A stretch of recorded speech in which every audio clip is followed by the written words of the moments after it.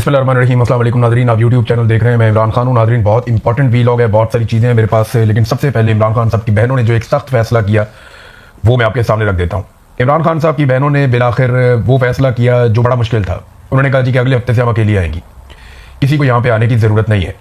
क्योंकि कई मरतबा उन्होंने कारकुनों को कहा और पाकिस्तान तहरीक इंसाफ की लीडरशिप को कहा कि 10,000 20,000 बंदा यहाँ पे पहुँचेगा तो दबाव बनेगा, लेकिन इतने बंदे पहुँचे नहीं, एक दफ़ा भी नहीं पहुँचे। हाँ, लोग पहुंचे जरूर, चंद हज़ार पहुंच जाते हैं, लेकिन बहुत बड़ी तादाद में नहीं आए। और फिर उंगली कटा के शहीदों में नाम लिखवा लेते हैं लोग। मिसाल के तौर पे वहाँ पे लोग आते हैं, फोटो सेशन करते हैं, तस्वीरें इकट्ठी करते हैं। बेशुमार लोग हमें वीडियोस भेजते हैं, जनाब देखें जब हम गए हुए थे अडियाला जेल, और वहाँ बाहर एक पिकनिक बना के तस्वीरें बना के वापस आ जाते हैं। तो हर दफ़ा कोई नया ग्रुप चला जाता है, तो बारी बारी जाते हैं, अपनी तस्वीरें बनाते हैं और वहाँ से निकल आते हैं। लेकिन इससे इमरान खान साहब की रिहाई का कोई फ़ायदा नहीं हो रहा था। तो इमरान खान की बहनों ने कहा जी अब आप यहाँ पे आना छोड़ दें, हमें बहनों को किसी की ज़रूरत नहीं है, इन्होंने हमारी मुलाकात तो करवानी नहीं, तो हम यहाँ पे आ जाया करेंगे और आके हम यहाँ पे एहतजाज करेंगे, धरना देंगे, बैठ के हम चले जाएंगे। आप यहाँ पे ना आए, बल्कि आप इमरान खान साहब के अहकामात को फॉलो करें। जो इमरान खान ने कहा था हम उसको दोबारा ट्वीट करवाना शुरू करेंगे, यानी वही चीज़ें जो इमरान खान साहब के ट्विटर अकाउंट से पहले ट्वीट की जा चुकी हैं, जो अहकामात इमरान खान साहब ने दिए थे कि मेरी कैद तन्हाई की सूरत में क्या करना है और स्ट्रीट मूवमेंट कैसे चलानी है, किस तरह का एहतजाज करना है, ड्रोन हमलों के बारे में इमरान खान की क्या राय थी, खैबर पख्तूनख्वा में ऑपरेशन के बारे में इमरान खान की क्या राय थी, और अफगानिस्तान के हवाले से इमरान खान साहब क्या कहते थे, मौजूदा हुकूमत और उसकी लिजिटिमेसी के बारे में इमरान खान की क्या राय थी। तो वो तमाम चीज़ें जिन्हें पाकिस्तान तहरीक इंसाफ की क़यादत भुला चुकी है, वो इमरान खान साहब की बहनों ने कहा कि इमरान खान साहब के ट्विटर अकाउंट से उन्हें अब बारी बारी दोबारा शेयर किया जाएगा और ये सिलसिला शुरू हो जाएगा। तो वो जो एक कुछ लोग आ जाते थे, वहाँ पर आके एक मेला सा लग जाता था अडियाला के बाहर, जिसका कोई फ़ायदा नहीं हुआ, कोई दबाव नहीं पड़ा, उसको उन्होंने ख़त्म करने का ऐलान कर दिया। और अब स्ट्रीट मूवमेंट की तरफ, क्योंकि सुहेल अफरीदी को कहा था स्ट्रीट मूवमेंट करें और जुनैद अकबर को कहा था कि आप कमेटियों को छोड़ें और जाकर तंजीम साजी करें। तो अब तक की इतला के मुताबिक ना तो तंजीम साजी मुकम्मल हुई है और ना ही स्ट्रीट मूवमेंट के लिए कोई फोर्स बनाई गई है। यानी खैबर पख्तूनख्वा की जो पाकिस्तान तहरीक इंसाफ है, उन्होंने जो ऐलान किया वो मैं हैरान हो गया उसको पढ़ के। यानी उन्होंने ऐलान किया पाकिस्तान तहरीक इंसाफ ने कि हमने जो स्ट्रीट मूवमेंट के लिए या जो इमरान खान साहब की रिहाई के लिए एक फोर्स हम बना रहे थे, उसके लिए हमने 60,000 कारकुनान ने अभी तक रजिस्ट्रेशन करवाई है। इनको ये 60,000 का फिगर बोलते हुए शर्म भी नहीं आई। 60,000 बेशक बहुत बड़ी तादाद है, लेकिन पाकिस्तान तहरीक इंसाफ के लिए नहीं है। यानी 60,000 का फिगर अगर देती MQM तो अच्छी बात थी, 60,000 का फिगर अगर देती कोई और छोटी सी पॉलिटिकल पार्टी तो वो भी अच्छी बात थी। अगर जमात इस्लामी भी होती तो वो अब तक 2-3 लाख का फिगर दे चुकी होती। इसमें कभी संजीदगी दिखाई नहीं गई। एक एक MPA ने 60,000 वोट लिया हुआ है, एक एक MNA ने 1-1 लाख से जायद वोट लिया हुआ है। जिस सूबे में इतने बड़े पैमाने पर वोट पड़े कि बगैर मखसूस नशस्तों के 2/3 अक्सरियत पाकिस्तान तहरीक इंसाफ के पास आ गई, उस सूबे में 60,000 नौजवानों का क्लेम करना ये बहुत शर्मिंदगी वाली बात है। देखिए, इसमें मैंने आपको पहले कई मरतबा कहा कि इमरान खान साहब की रिहाई के लिए जो भी एक तंजीम बनाई गई है या फोर्स बनाई गई है, उसके लिए कोशिश की नहीं गई। कोशिश ये होती है जो इमरान खान ने कहा था कि स्ट्रीट मूवमेंट चलाएं, हर गली में, हर मोहल्ले में, हर चौराहे में। 60,000 इन्होंने बंदा रजिस्टर्ड किया है, 60,000 तो मकामात होने चाहिए थे जहां पर रजिस्ट्रेशन हो रही है, और अब तक तो 10-15 लाख नौजवान कम से कम साथ होना चाहिए था इस तंजीम के, लेकिन इस पर तवज्जो दी नहीं। 1-2 दफा इसके बारे में बात की, फिर दोबारा बात करना बंद कर दी पाकिस्तान तहरीक इंसाफ ने, इस पर बोले नहीं, क्योंकि तहरीक इंसाफ या खैबर पख्तूनख्वा की हुकूमत की तवज्जो इमरान खान की रिहाई से ज्यादा इन चीजों की तरफ थी जिन चीजों पे मीडिया निशानदेही कर रहा है। बहरहाल पाकिस्तान तहरीक इंसाफ ने कहा जी हमने ऐसा कुछ नहीं किया। तहरीक इंसाफ ने अपनी सफाई पेश की है और सफाई पेश करते हुए ये कहते हैं कि हमने ऐसा कुछ नहीं किया, हम आइन और कानून के तहत सारा कुछ कर रहे हैं, और जो भी हमारे इस्तेहकाक या हमने जो फायदे लिए हैं या खैबर पख्तूनख्वा की असम्बली ने, ये सारी चीज़ें पुरानी हैं, ज़्यादातर चीज़ें पुरानी हैं, बिल्कुल थोड़ी सी चीज़ें नई हैं। और साथ उन्होंने ये भी कहा कि 99% चीज़ें पुरानी हैं, हमने तो सिर्फ कुछ चीज़ों को तब्दील किया है। ब्लू पासपोर्ट के हवाले से भी तासुर गलत है कि कोई नई सहूलत फराम की गई है, ये बाकी सूबों को ये सहूलत हासिल है, तो हम चाहते हैं कि उसको सेनेटर्स और कौमी असम्बली के अरकान की तरह कर दिया जाए। और ये हर दौर में कहा जाता रहा है, हर दौर में बार बार ऐसी करारदादें आती रही हैं, तो ये पहली मरतबा नहीं आई। असला लाइसेंस के बारे में भी उन्होंने सफाई पेश की। रेस्ट हाउसेज में क़याम के मुतालिक उन्होंने कहा जी ये तो पहले से इजाज़त है और बाकी चीज़ों में भी पहले से इजाज़त मौजूद है, तो हमने कुछ भी नया नहीं किया। खैबर पख्तूनख्वा असम्बली शफाफियत, आईनी बालादस्ती और अवामी मफाद के उसूलों के तहत अपनी आईनी जिम्मेदारियां अदा करती रहेगी। लेकिन नहीं, जो मौक़िफ़ दिया ना 3 सहाफ़ियों ने, मुझे उसमें बड़ी जान नजर आई। अहमद बड़ाई साहब, उन्होंने इसको बहुत अच्छा रिपोर्ट किया, मोहम्मद फ़हीम साहब बड़ा शानदार रिपोर्ट किया, और किस्मत खान ने बहुत अच्छे सवाल उठाए। लेकिन पहला सवाल तो ये बनता है, जो ये बार बार कहते हैं कि जनाब हमने कोई भी तब्दीली नहीं लाए, तो 5 तब्दीलियां तो मैं आपको पिछले वीडियो में बता चुका हूं और ये बाकायदा अब मीडिया की जीनत बनी है। नंबर 1, वो कहते हैं जी कि जो बीवियां हैं अरकान असम्बली के, उन्हें जो है वो ताहयात असम्बली कार्ड मिलेगा, जैसे ID कार्ड होता है, और उसकी बड़ी इज्जत की जाएगी। नंबर 2, उन्होंने कहा जी एयरपोर्ट पर VIP लॉन्च इनको मिलेंगे, वफाकी कानून के तहत ऑफिशियल पासपोर्ट इनको दिए जाए, ताहयात दिए जाए। ताहयात जो जब से आसिम मुनीर साहब को ताहयात इस्तिस्ना मिला है ना, या ताहयात फील्ड मार्शल को बने हैं, तब से ताहयात का लफ्ज़ बड़ा पसंद आ गया सबको। सरकारी अफसरान की तरह इनको क्लब की मेंबरशिप भी चाहिए और जाती गाड़ियों के शीशे काले करने हैं। साथ ही साथ ये जो 4 लाइसेंस इनको असले के मिलते थे उनको 8 लाइसेंस करार दिया गया। उसमें खैबर पख्तूनख्वा की हुकूमत कहती है जनाब वो हमारी मजबूरी थी क्योंकि सिक्योरिटी के मामला बड़े संजीदा हैं। लेकिन जो अहम सवाल आते हैं ना वो फिर अपनी जगह पर मौजूद है। देखिए, अगर ये शफाफियत थी और ये कवानीन बड़े शफाफ तरीके से लाए गए थे तो चंद सवाल जो है वो जन्म पा चुके हैं। नंबर 1, अगर ये कानून 30 अप्रैल 2026 को असेंबली ने मंजूर किया था तो 6 मई 2026 को उसे गवर्नर ने मंजूरी दे दी और 7 मई को उसे सरकारी गजट में शाया कर दिया गया था। तो उसे सूबाई असेंबली की ऑफिशियल वेबसाइट पर मंजूर शुदा कवानीन की फहरिस्त में क्यों शाया नहीं किया गया? इसको छुपाया क्यों गया? अगर तो ये कानून पास करवाना था तो ये कानून शाया क्यों नहीं किया गया? इसे मंजूर शुदा कवानीन की फहरिस्त में क्यों नहीं डाला गया? और इस कानून का सरकारी और मुस्तरद मुसवदा अवाम की तस्दीक के लिए बाकी कवानीन में क्यों मौजूद नहीं था? यानी अगर आप एक कानून पास कर रहे हैं और छुपा के पास कर रहे हैं तो उससे शको शुबा पैदा हो जाता है। जैसे पंजाब हुकूमत ने क्या किया, उन्होंने जहाज खरीदा लेकिन उन्होंने इतने गंदे तरीके से हैंडल किया कि वो उनकी छेड़ बन गया जहाज। अब वो परेशान है। यानी वो कहते थे कभी हम जनाब इस वजह से खरीदने, कभी कहते इस वजह से खरीदने। वो बहानेबाजियां कर करके उन्होंने जहाज को अपनी छेड़ बना लिया। वैसे खरीदना तो नहीं चाहिए था। इसी तरह इन्होंने जितना छुपाया इस कानून साजी को उससे ये सूरत पैदा हो गई है। फिर एक और जो चीज उठी वो ये है कि कोई भी रुकन असेंबली होगा जिसको लगेगा उसका इस्तेहकाक मंजूर हो गया है तो उस पर कार्रवाई के लिए एक जुडिशल कमेटी कायम की जाएगी असेंबली के अंदर। यह कमेटी असेंबली के इस्तेहकाक से मुतालिक जराइम पर फैसला करने और सजाएं सुनाने का इख्तियार रखती होगी। यह किया जाएगा। कानून के मुताबिक पहले कमेटी जायजा लेगी कि आया किसी शख्स ने असेंबली, इसकी कमेटी या इसके किसी रुकन का इस्तेहकाक की खिलाफवर्जी की है या नहीं।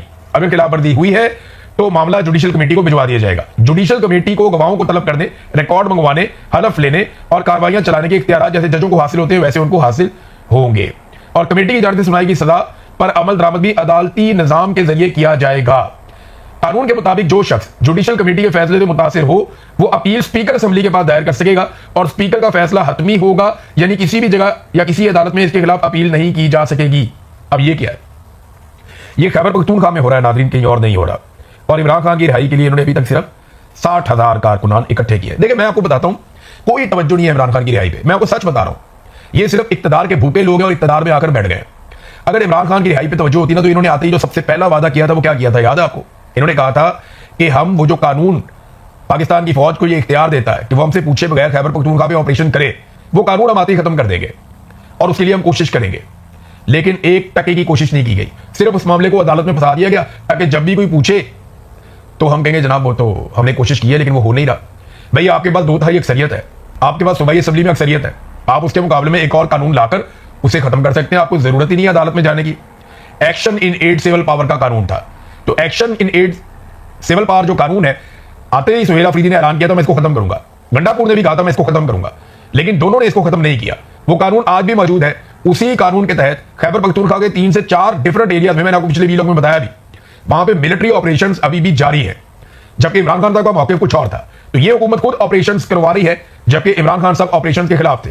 अभी ड्रोन हमले 74% ज्यादा हो गए हैं जबकि इमरान खान साहब ड्रोन हमलों के खिलाफ थे। उन्होंने कहा था FIR दो, इन्होंने अभी तक एक भी FIR नहीं दी। तो ये चीजें साबित करती हैं कि इन लोगों को इमरान खान का हुक्म या इमरान खान साहब की जो पॉलिसी है उससे ज्यादा अपना इक्तदार अजीज है और ये इक्तदार से बाहर देखने के लिए बिल्कुल भी तैयार नहीं है। अब नाज़रीन एक और चीज मैं आपको पहले बता दूं, हमारे बड़े अच्छे दोस्त हैं, भाई है अहमद फरहाद साहब, उनके फैमिली के सोर्सेज ने मुझे बहुत इंपॉर्टेंट इंफॉर्मेशन दी है और अभी जब मैं वीलॉग कर रहा हूं तो अभी ये इंफॉर्मेशन मुझे थोड़ी देर पहले मिली है और ये इंफॉर्मेशन तस्दीक शुदा। अहमद फरहाद साहब पे लगातार दबाव डाला जा रहा है और उन्हें कहा जा रहा है कि एक वीडियो बनाओ जिसमें जो कुछ आपने कहा और किया उसको आप गलत करार दो। एक वीडियो बनाओ, ज्वाइंट अवामी एक्शन कमेटी के इकदाम को गलत करार दो। तो उनसे जबरदस्ती एक वीडियो बनाने के लिए दबाव डाला जा रहा है और यही दबाव कुछ दिन पहले ज्वाइंट अवामी एक्शन कमेटी के लोगों ने कहा कि वो डाला जा सकता है शौकत नवाज मीर के ऊपर भी। लाजमी बात है उन पर दबाव डाला गया होगा। मुझ पर भी 4-5 महीने एक ही दबाव था कि वीडियो बनाओ, वीडियो बनाओ, वीडियो बनाओ, वीडियो चाहिए हमें, कैमरे लेके आ जाते नहीं, वीडियो बनाओ, वीडियो बनाओ, इसको गाली दो, उसको बुरा कहो, ये कहो जनाब ये मैंने किया, वो उसने किया, ये सारा कुछ गलत है।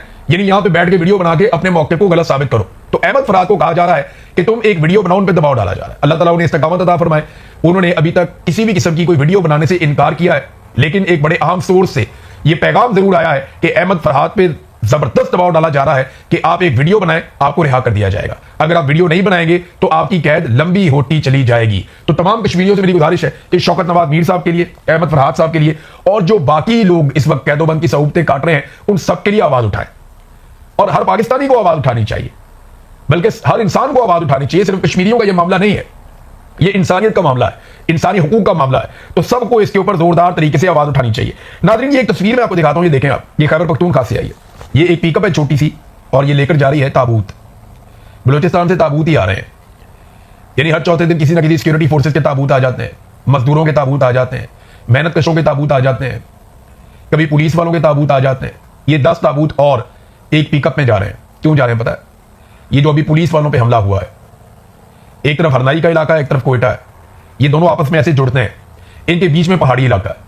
अब ये जो अटैक हुआ है इस मरतबा, ये जो मुसल्लह जत्थों ने अटैक किया पुलिस के ऊपर एक दिन पहले कोयटा में, ये बड़ा खौफनाक हमला था। कई घंटों तक लड़ाई जारी रही है। अब इस लड़ाई के जो ऐनी शाहिदीन है, उन्होंने मुझे क्या बताया, ये सुने आपके रोंगटे खड़े हो जाएंगे। वो ये बताते हैं कि मुसल्लह जत्थों ने जदीद तरीन असले के साथ पुलिस के ऊपर अटैक कर दिया। पुलिस ने जबरदस्त लड़ाई लड़ी, पुलिस शानदार तरीके से जवाबी हमले कर रही थी और शानदार लड़ाई लड़ रही थी। और फिर उसके बाद वक्त गुजरना शुरू हुआ, पुलिस की जानिब से फायरिंग कम होना शुरू हो गई, जबकि दहशतगर्दों को सप्लाई लगातार जारी थी। वो फायरिंग तेज करते चले जा रहे थे, जदीद हथियारों का इस्तेमाल कर रहे थे। उस वक्त सोशल मीडिया के ऊपर बहुत सारे बलोच नौजवानों ने जो वहां आसपास मौजूद थे, उन्होंने वीडियो पैगाम जारी किए। उन्होंने फौरी तौर पे तमाम जहां जहां वो राब्ते कर सकते थे, उन्होंने हर तरफ राब्ते किए, सोशल मीडिया पे पैगाम जारी किए कि फौरन मदद भेजी जाए, इंतजामिया फौरी तौर पे असला भेजे, इंतजामिया फौरी तौर पे मजीद कुवत भेजे और पुलिस का साथ दे। लेकिन पुलिस का साथ देने के लिए कोई नहीं आया। वहां 9 पुलिस वाले शहीद हो गए, 20 से ज्यादा वो अगवा करके ले गए। और अभी तक जो पुलिस वाले वापस आए वो 8 से 9 हैं जो वापस आए।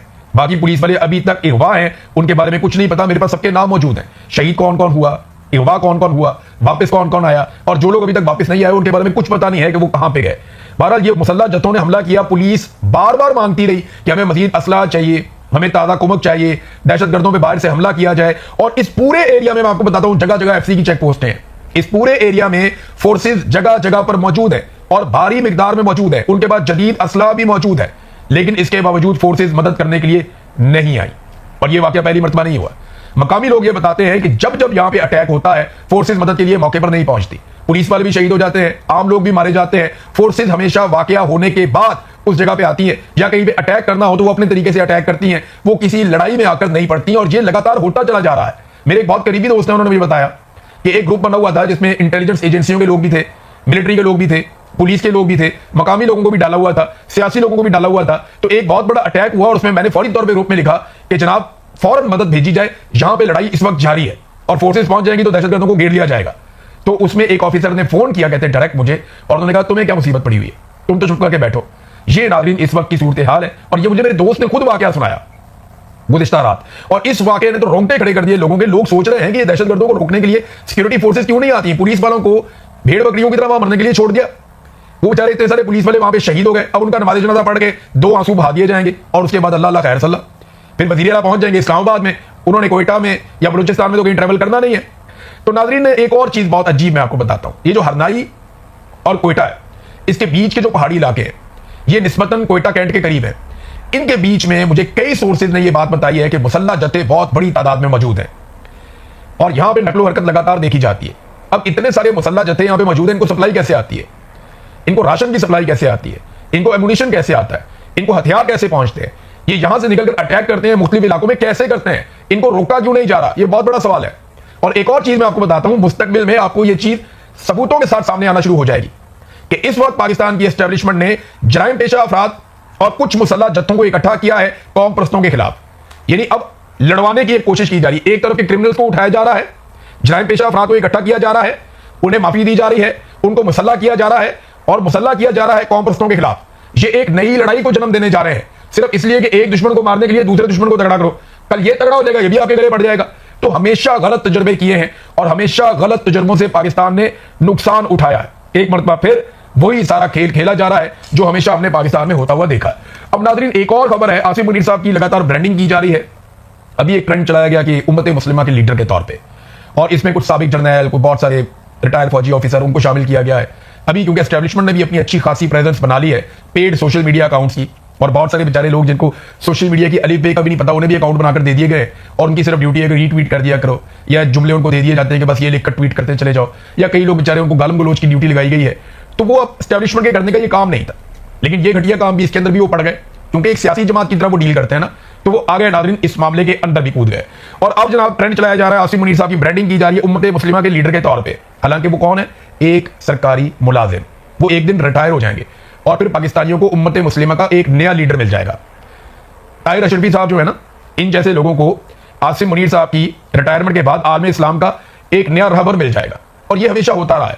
पहले जनरल बाजवा के जूते पॉलिश करते थे, अब आसिम मुनीर के जूते पॉलिश करते हैं, और इनके बाद जो आएगा उसके जूते पॉलिश करेंगे। ये चलता चला आ रहा है। देखिए, लीडर कौन होता है, रहबर कौन होता है, जिसने सस्टेन करना होता है। मुलाजिम कभी भी लीडर नहीं होता है, वो तो मुलाजिम होता है बेचारा, नौकरी पेशा। उसको तो तनख्वाह मिलती है हर महीने काम करने के लिए। वो अपने बच्चों को खाना खिलाता है तनख्वाह लेने के बाद, वो अपनी फैमिली के अखराजात पूरे करता है, बच्चों को तालीम दिलवाता है, वो अपना घर बनाता है, वो अपनी जिंदगी की गाड़ी चलाता है तनख्वाह लेकर। तो सरकारी मुलाजिम कभी भी ऐसा लीडर नहीं होता कि वो कौमों की नुमाइंदगी करे किसी जगह पे जाके। वो लीडर ही होते हैं और वो इन चीजों से बाहर होते हैं। उनको इस्तिस्ना होता है इन चीजों से। सरकारी मुलाजिम को नहीं होता। उसने रिटायर होना है एक दिन। जब सरकारी मुलाजिम रिटायर होता है तो उसकी जगह दूसरा आ जाता है उस कुर्सी के ऊपर। उसके बाद वो रहबर बन जाता है, वो लीडर बन जाता है, वो रहनुमा बन जाता है पाकिस्तान जैसे मुल्कों में। तो ये बड़े लंबे अरसे से इसी तरह का खेल चला जा रहा है। अब देखना, जिस चीज में हाथ डाला उस चीज को खराब कर दिया। पीआईए तो बेच दी थी, अब पाकिस्तान के 3 बड़े एयरपोर्ट्स बेचने की भी तैयारी हो रही है। ये देखें अब कौन कौन से एयरपोर्ट हैं। लाहौर का, कराची का और इस्लामाबाद का। 3 ही बड़े एयरपोर्ट हैं पाकिस्तान के, जो इंटरनेशनल एयरपोर्ट्स हैं बड़े बड़े।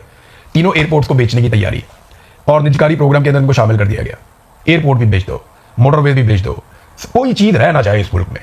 पाकिस्तानियों का कोई एसेट ना रह जाए। कर्जा इन्होंने इतना चढ़ाया, इतना कर्जा पाकिस्तानियों ने 75 साल में नहीं लिया जितना इन्होंने 4 सालों के अंदर ले लिया। उससे ज्यादा कर्जा ये अब ले चुके हैं और हर दिन ये लगभग 20 अरब रुपया पाकिस्तान के ऊपर मजीद कर्जा चढ़ा देते हैं। हर गुजरते सेकंड के साथ पाकिस्तान पे कर्जा चढ़ता चला जा रहा है। आम आदमी पाकिस्तान का मकरूज होता चला जा रहा है और इन्हें किसी बात की फिक्र नहीं है। पाकिस्तान ने जितना सूद अदा करना होता है ना 1 साल के अंदर, वही पाकिस्तान नहीं उतार सकता। तो पाकिस्तान कर्जा कैसे उतारेगा? बहरहाल ये सारा कुछ पाकिस्तान की मिलिट्री एस्टेब्लिशमेंट के अजीबोगरीब फैसलों के नतीजे में हो रहा है और हम इन फैसलों को तब तक भुगतेंगे जब तक इन फैसलों के खिलाफ हम खड़े नहीं होंगे। अब तक के लिए इतनी, अपना ख्याल रखिएगा, अपने चैनल का भी। अल्लाह हाफिज़।